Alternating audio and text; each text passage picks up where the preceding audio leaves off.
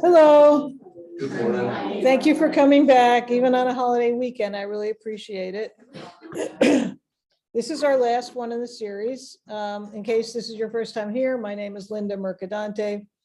I'm a professor of theology and an ordained Presbyterian minister. So teaching is my thing. And so we've been looking for 4 weeks. This is the 4th week at religion and politics in America, a historical perspective. When we started with the founders, so we went back to the beginning of this country.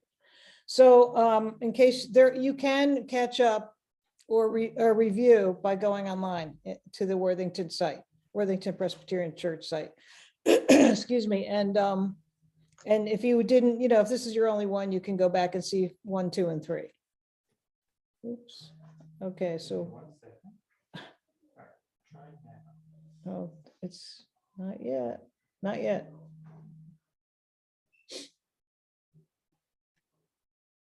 Oh, there we are. Okay. So this is a review of what we did last week. Excuse me, too much pollen. Okay, so there were so many huge issues in the previous time period that we looked at. These are just some of them. And you would think, okay, maybe stuff settled down in the next period, which is the mid-1950s to the present, but it didn't settle down, unfortunately, or to be expected, because we're in a time of rapid social change. So this is, yes. Yeah, it is. Oh, sorry, that's my phone. I put it on vibrate. Okay, sorry. All right, so we're going to look at the mid-1900s to the present. It's a long period of time, so not everything will be in depth, but it's so much is happening, and most of us have been here for the whole time. Okay, even if you were a baby, or maybe you weren't born yet. But anyway, a lot of us were around then. So one of the topics that we can briefly cover is women. Women, and remember, this is all connected to religion, so I can't cover everything, every political change. This is mostly to do with how does religion interface with it. So they needed women during World War II. So suddenly the whole idea that the women stay home and the men go out to work or wherever had to change because they needed women. It's not that women didn't do anything, it's just they didn't get credit for it. So of course, women were in the military, and women were in doing victory jobs and in factories and welding and doing all sorts of things they didn't think women could do. But then after the war, what happened? It seems like after wars, one historian said there's a return to the home and the hearth, and there's a lot of pot stirring. So while they were welding at one point, suddenly they found themselves losing their jobs. It wasn't that they didn't like working. A lot of women really got into it and was like, I really like this. I'm making money. I'm working. This is cool. But they had a big ethos like, go home and make room for a returning soldier. So the freedom that women had achieved really didn't last. I mean, it changed people's mindsets, but it didn't necessarily always result in women being able to do interesting work. So it was considered a return to normalcy. And so for religious people, they would say, yeah, that's how it was supposed to be from the beginning, right? Women take care of the hearth and men go out to work. That was a Victorian ethos. It wasn't always like that, even in America, because on farms, everybody did everything. Okay, so, but things started to change with the mindset change. The reality didn't change as much after the war, but then a whole bunch of things happened, which did change. And I don't have a slide on this, but the invention of birth control, maybe only a decade after this, suddenly freed women up. And the women's rights movement, the sexual revolution. So all these things changed women's status in society, as you know. So things really, so where does religion fit in? Well, religion opposed a lot of these things. Birth control. Actually, mainstream Protestants were in the forefront of religion's approval of birth control, whereas Roman Catholics were not. So different groups took different positions on it, and different religious groups took different positions on it. I mean, when I was little, I was told that I could be a nurse or I could be a school teacher, period. End of choices. There you go. Pick one. You got it. Okay, you're done. So that's how it was even in the 50s and 60s. But then in the 60s, things started to change with the movements I just told you about. Okay, so what about organized religion? This is when people go back to Make America Great Again or the glory days, they're thinking of the 1950s. However, the 1950s, okay, they did see a return to church. I mean, people came back from the war. They wanted to be normal. They wanted to go back to, civilized society. If you look at movies, there's a lot of film noir during this period. So there's a lot of happy, slappy kind of, yeah, everything's great. And then father knows best kind of family. But there was also an undercurrent because the soldiers and women, especially if they were nurses, saw the evil lurking under the surface of quote normalcy. But that may have been part of why people wanted to return to religion. But what also was a part of it was that many people, as Will Herberg said in this book, many people wanted to prove that they were good Americans. And so what they were trying to do was say, I'm not a quote godless communist. And you remember there was the McCarthy era and looking for Reds in entertainment and all that. And so a lot of people wanted to prove that they were a good American citizen, and a lot of them went back to church to prove that. That doesn't mean they didn't have faith. It doesn't mean they just did it for social approval, but they got social approval. Now, today in my neighborhood, Sunday morning, I don't see a lot of people getting in their cars. We'll cover that later.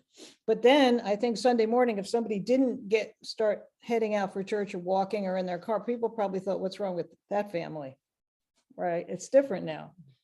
So even as conservatives were decrying that the US was becoming a secular society, in the 50s, attendance at services was an all-time high. And the Gallup poll said over 90% of people believed in God without any doubt.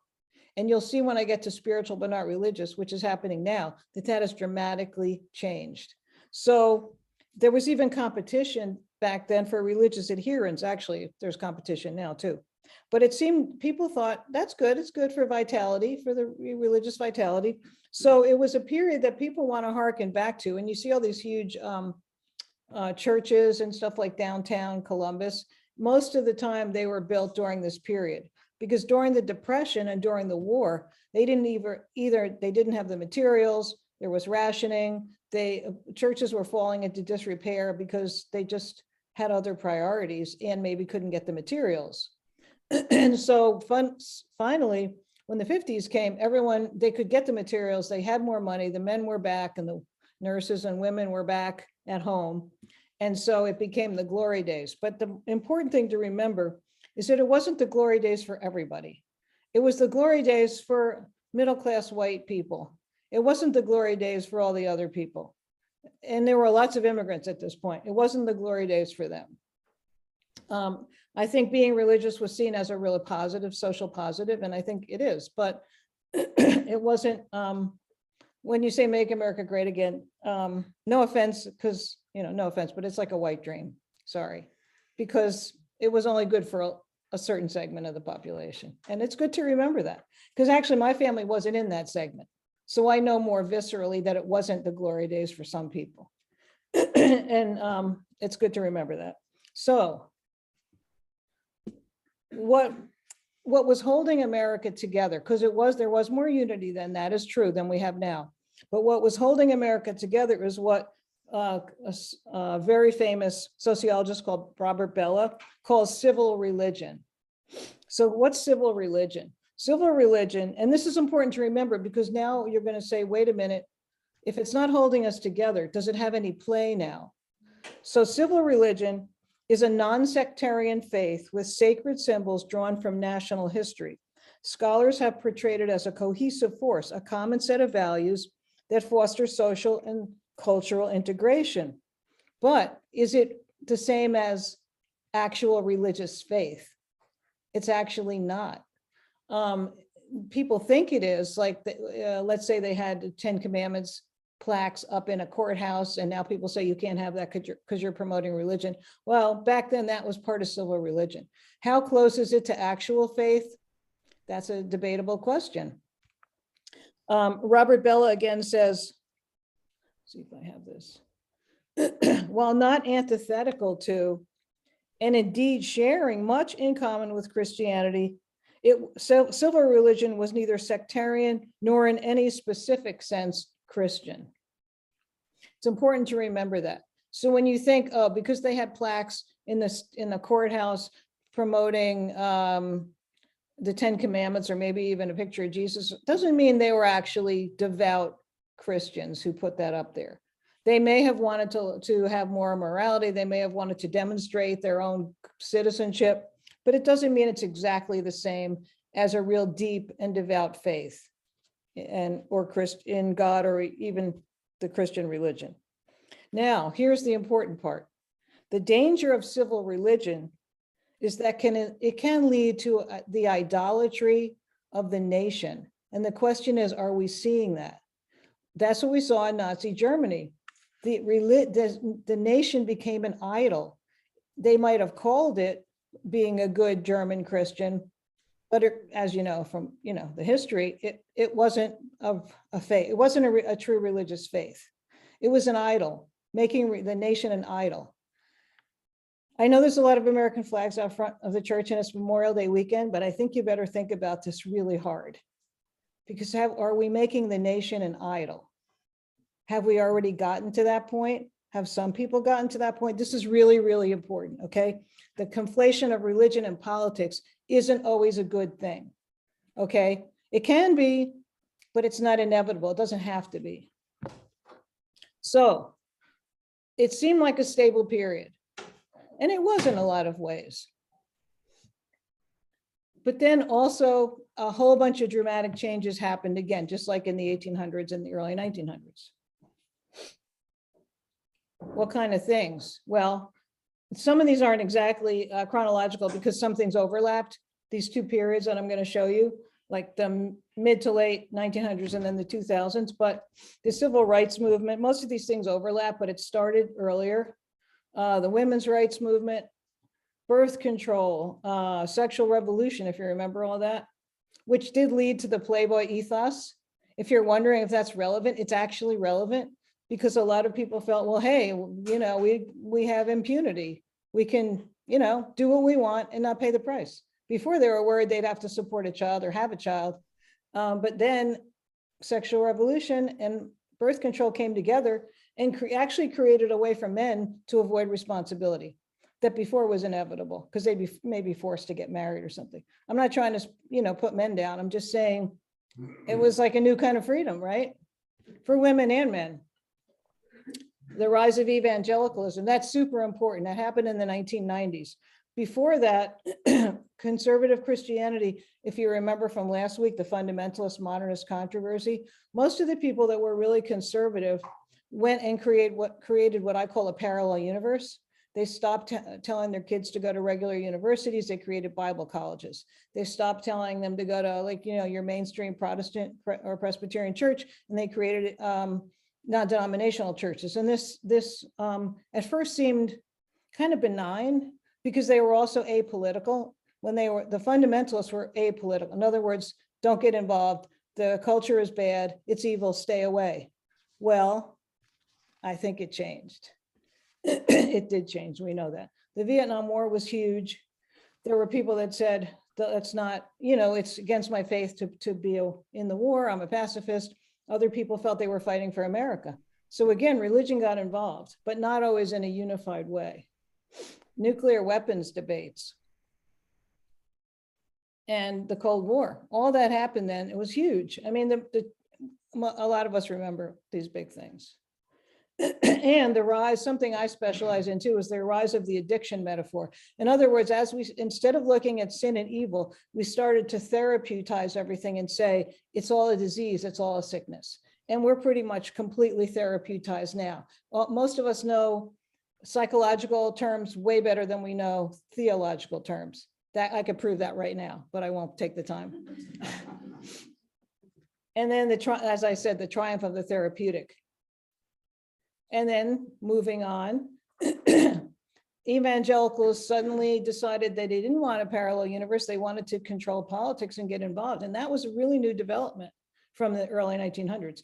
The AIDS crisis really helped change views of gays and lesbians. And it may have contributed to some of the legislation we saw that was more positive for them. The gay rights movement,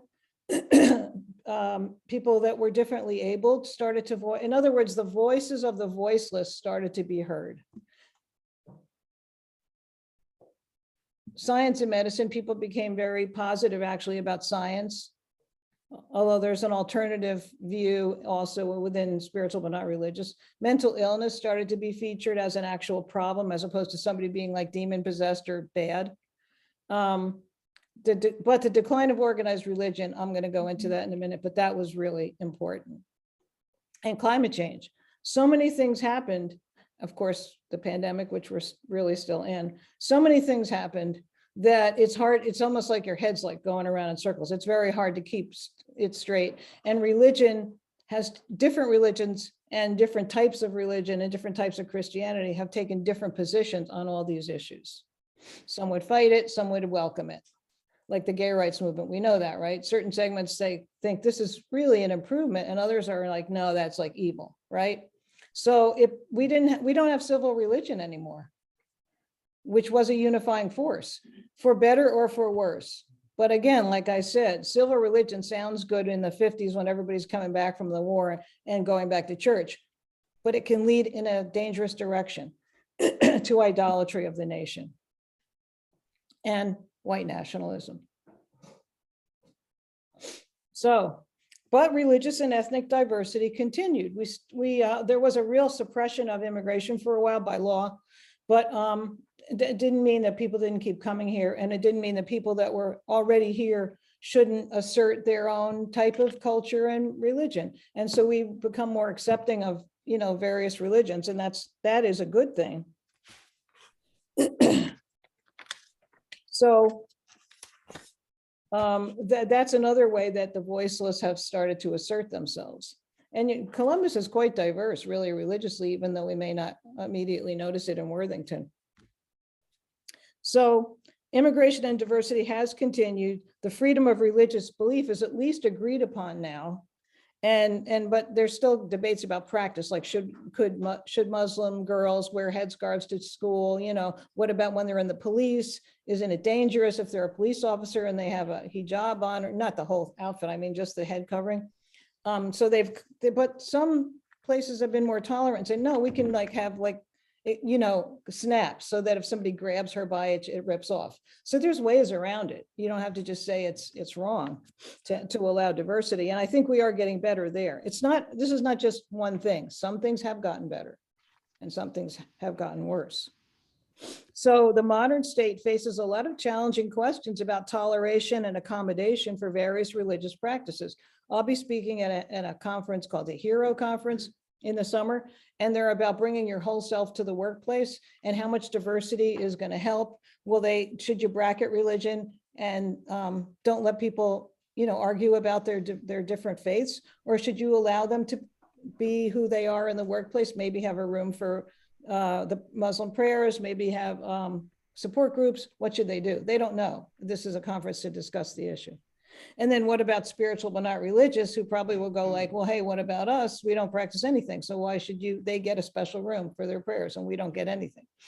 So this is still in process. So there are multiple ideals that pull in different directions. And so while this is good and freeing for a lot of people, it also creates tension. And speaking theologically, this is a huge, huge theological issue.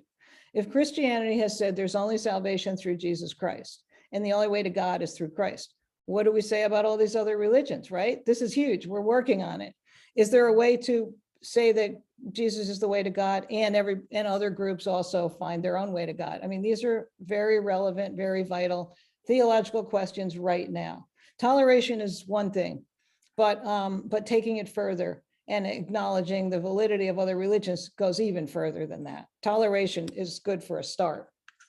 So we have a lot of issues that we need to deal with, and I think we are working through them, but not everybody is. There are still many churches which will tell you that if you're some other faith, you're going to hell, or you're not going to be, you don't know God. You might say you know God, but they say you really don't. That's a real problem, right? But I think the more mainstream churches are trying to work it through theologically, whereas other types of religion and churches are not, they're just going to stand their ground.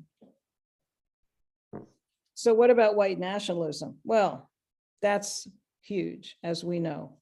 I think this ideal of the golden age of the 50s is the root of people wanting to go back to some imagined golden age.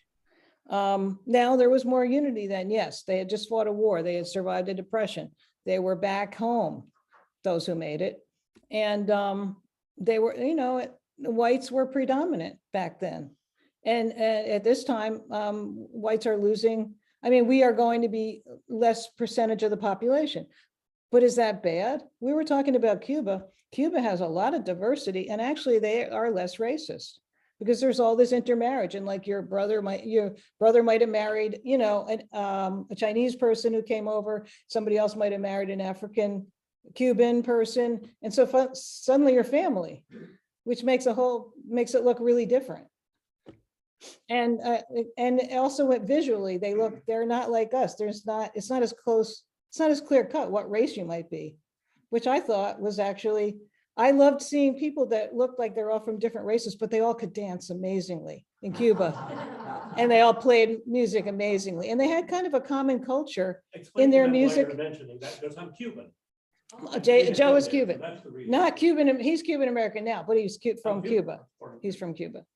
And so we've been back there several times on trips. And it's just beautiful, really, in a lot of ways, except economically not so good. But that's not entirely our fault, but it's a long story about Cuba. But see, this is also it's also partly a reaction to some economic changes that haven't been good for a lot of people. Because there are important problems suffered by lower and middle class people when factories leave, right? They go offshore. It leaves little towns devastated, and Ohio has lots of those towns. Jobs are sent overseas. Globalism affects American manufacturing. So people are truly, that is a group that feels disadvantaged. That's true. Not every single person in it, but that's true. And so there's also anger against an emerging elite echelon, which seems to control the discourse, which is why people don't like the main news streams, because they feel that that's just elites controlling the discourse. So a lot of what's behind this are real problems, but the solutions are scary to me. So is white nationalism plus religion new? Actually, it's not new, because that little picture at the bottom is the Ku Klux Klan second phase of the Ku Klux Klan, which was the first Ku Klux Klan arose during Reconstruction in the South. Okay, and I think it died down a little bit. Groups still met, but it wasn't as scary or powerful. But then there was a second iteration of the Klan between 1915 and 1922, and they actually had a rule that if you wanted to join, you had to be white, you had to be a man, and you had to be a Protestant Christian. And I don't think they're as linked. Their requirements probably aren't the same now. I don't know, but it's taken on a life of its own. And you know about lynchings and all that in the South. Now, is it all, everything going to hell in a handbasket? Well, actually, I'm sorry, I forgot to mention vaccinations and all that, which we're just living through. If you remember the polio epidemic, which was terrible, and kids were in iron lungs like forever. Well, when they invented the polio vaccine, everybody was happy. They were grateful. They lined up, waited a long time to get it, if you remember that. And how come now people say, no, I don't want anything foreign in my body? It's really ironic and inconsistent when people say, well, we should abolish abortion because that's, a woman doesn't have a right to choose what to do with her body, and then say, well, I don't want a vaccine because I have a right to choose what to do with my body. It's very inconsistent. Think about it, right? There's also been somewhat of a backlash to science. People get afraid that, oh, well, how do we know what it's going to be good for us? So there's also that. So what are we what's more important, or how does this work? Do we focus on individual freedom at the expense of the common good? That's another tension. That's a question right now. So there has been a resurgence, though, of spiritual progressivism. Now, the spiritual progressivism was pretty strong. Remember, I told you about the social gospel movement? It was pretty strong in the early 1900s because they saw the harm that this rapid industrialization and urbanization moved to the cities, everybody working, little kids having to go to the factories and get hurt there. So spiritual progressives did rise up and helped promote child labor laws and other very important and good things. And then the New Deal after the Depression, Roosevelt promoting the New Deal, Social Security for older people and all that. That was all good. That's a lot of spiritual progressives signed on to that, but it died down. It didn't go away, but it died down. It seems to be returning. So for decades, from the abolitionist movement to the social gospel, to their winning essentially of the fundamentalist modernist controversy through the New Deal and the various civil rights movements in the 60s, progressive religious voices were prominent and were effective in contributing to positive social change in America. So it's not like that's never happened. It has been there. We need to pump that back up again if we want to have an alternative voice in politics. But as I said, conservative Christians went off on their own and created a parallel universe. But these conservatives that were in that parallel universe reacted really strongly against many of the developments like civil rights, the women's movement, equal rights amendment, gay rights, abortion. They saw that as moral decline. Remember, I talked about the delivery of mail on Sundays, which they thought was moral decline. Well, people worry about moral decline. I think we should worry about moral decline, yes. But sometimes what people see as moral decline really is just social change. And that's, I couldn't, if I were living during the 1800s, I could never go to seminary. I couldn't even go to college, right? And, I couldn't be doing this. So to me, that's good. Social change is good. But somebody else might have seen me and said that's moral decline. So it's really not a simple thing at all. But then, and I've done a lot of work on this, there are books on this. Conservative Christians were taken up by Republicans. They were adopted sort of, and seen as a important a source for them. And they had excellent organization. And really since the late 1970s, and rather than Christians taking up politics took up religious people. So that's actually backwards than the way it used to be. It used to be like the religious people would try to change politics, but then politics decided to change religious people. So think about that. And so that's what most of us associate with the combination of religion and politics. And when we say religion should stay out of politics, I think we're reacting to the way it changed.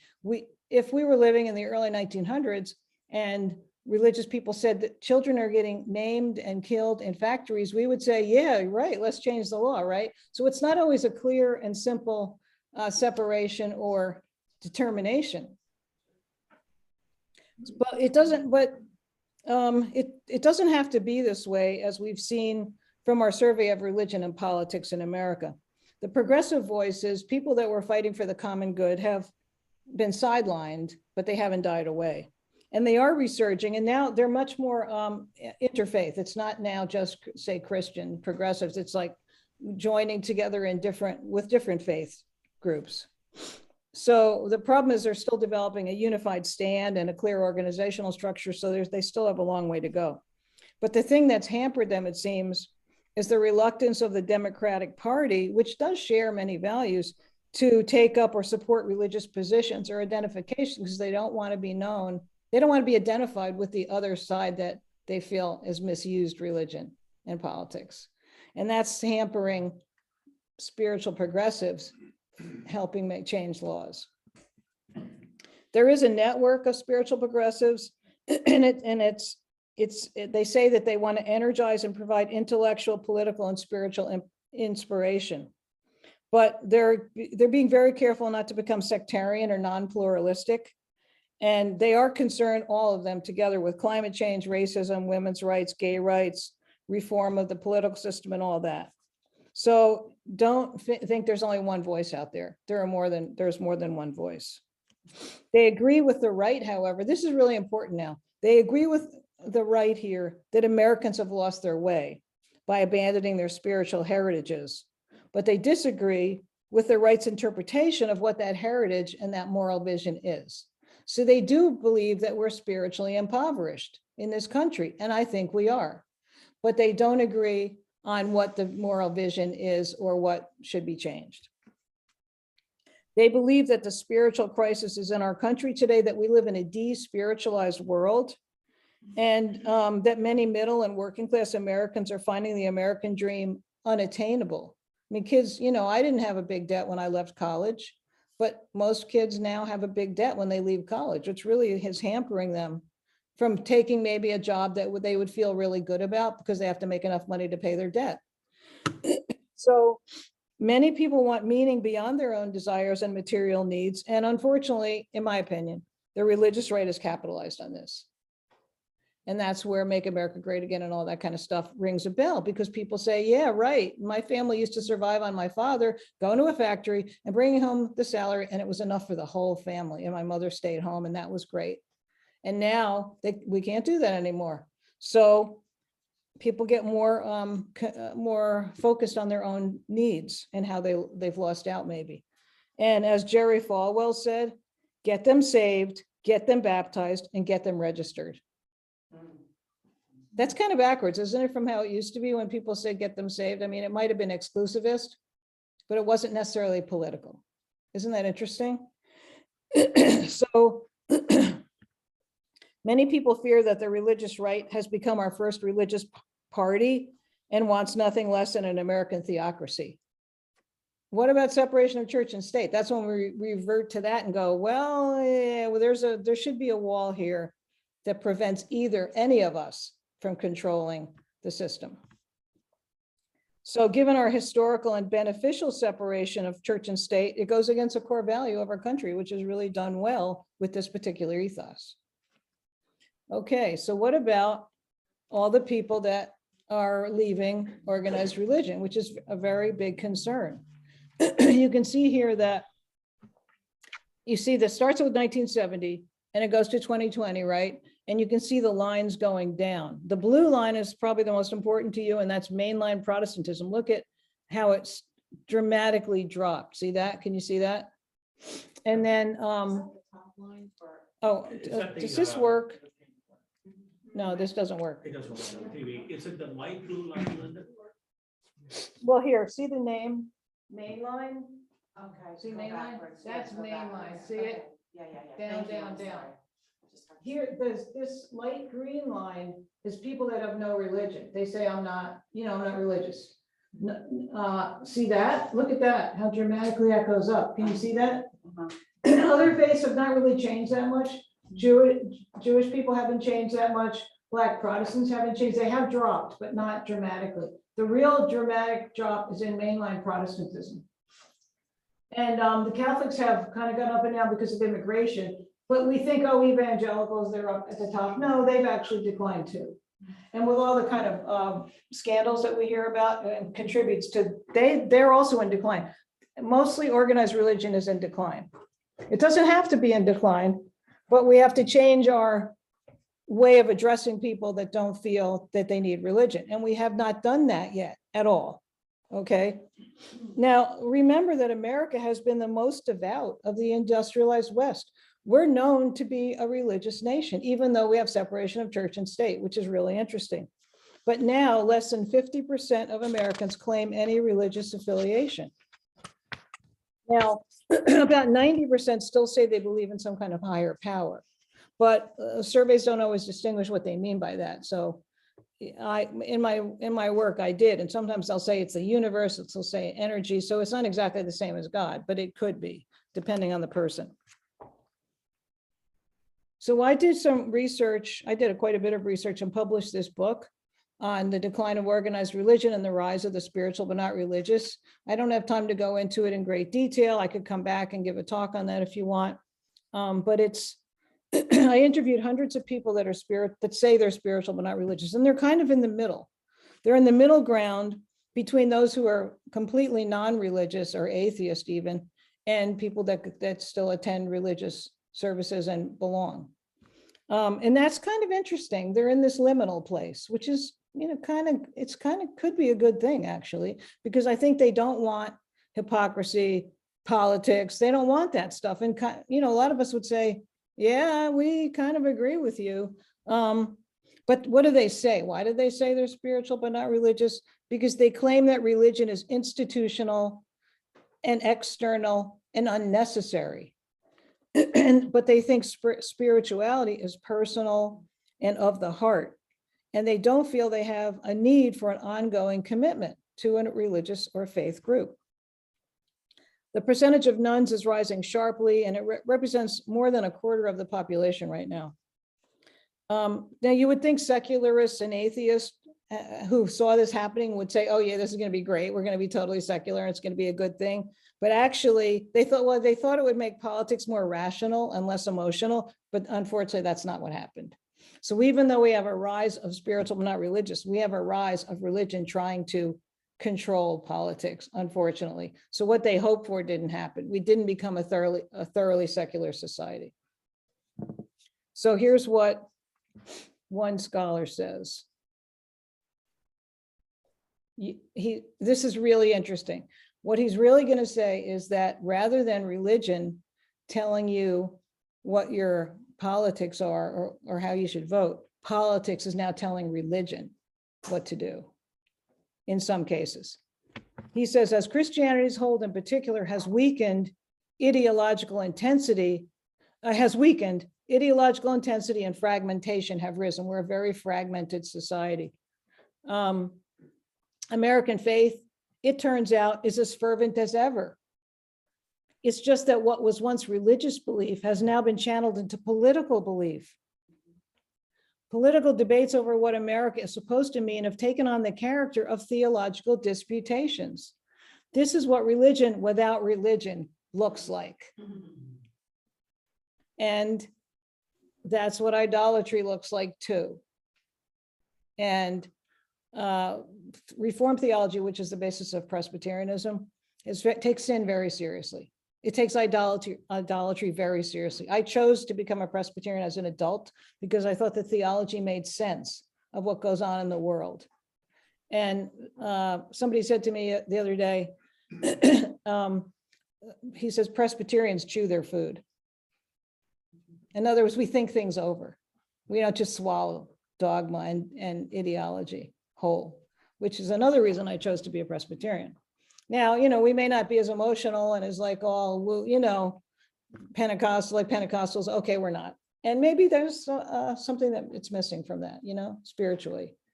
On the other hand, I would never put down Presbyterianism because we think, and I love that. But that's the main message I want you to get. This is what religion without religion looks like, what we're seeing. And so civil religion sounded like a great idea. It was a common bond, but it's turned into an idolatry, and that's really scary.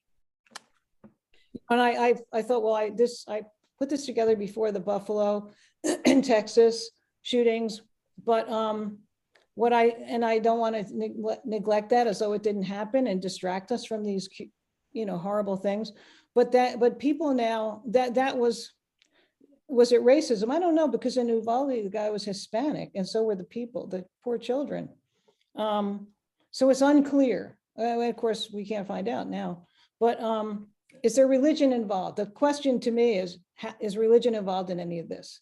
Well, what's really involved is the idolatry of a nation that's changing and losing its dominant white, even Protestant heritage. And not heritage, the heritage doesn't change, but the control over things. And, I think that's okay, because we haven't always done a real good job here. And I'm from an ethnic background, and I chose to become, a Protestant as an adult, because it gave me tools to figure out what's going on. So we don't want to just fade into the background, but we want to use our faith values in good ways, in helpful ways for the common good, as opposed to for individual and materialistic reasons, as valid as those might be. So I have a website and you can log on to that if you want to. And, you know, I speak everywhere. That's what I do now for a living. And the spiritual but not religious theme is big for me. Addiction, the rise of the therapeutic metaphor is big for me. But we still have some time to talk with each other. So I think when we had it as a group, it didn't work as well. So I think you should talk among yourselves now, and maybe I can call you back together again at some point. But these are pretty heavy questions. I don't know how much you're going to be able to do with them, but at least it's something you should be thinking about. So let me read these to you, and then you can pick whatever you want to talk about with your neighbor. When you consider our history, what new insights do you now have about our current relationship between religion and politics? In what ways does organized religion help or hurt society? And then in what ways can this church help people who are spiritual but not religious, which I think we can, because we are living in a despiritualized world, and the SBNRs recognize that. That's good. That's good. They have theological questions. They have spiritual questions. They want a deeper spirituality. If we're not offering it to them, but we may not be offering it to them, but we could, because his heritage definitely has deep, deep spiritual roots. And so do the Roman Catholics. I mean, so do the Hindus. We all have deep spiritual roots. We may not be offering them to people that are desperately hungry for deeper spirituality, and we could do that. So that's how I would answer that question. But at any rate, talk to your neighbor, and then we'll come back together again in a few minutes.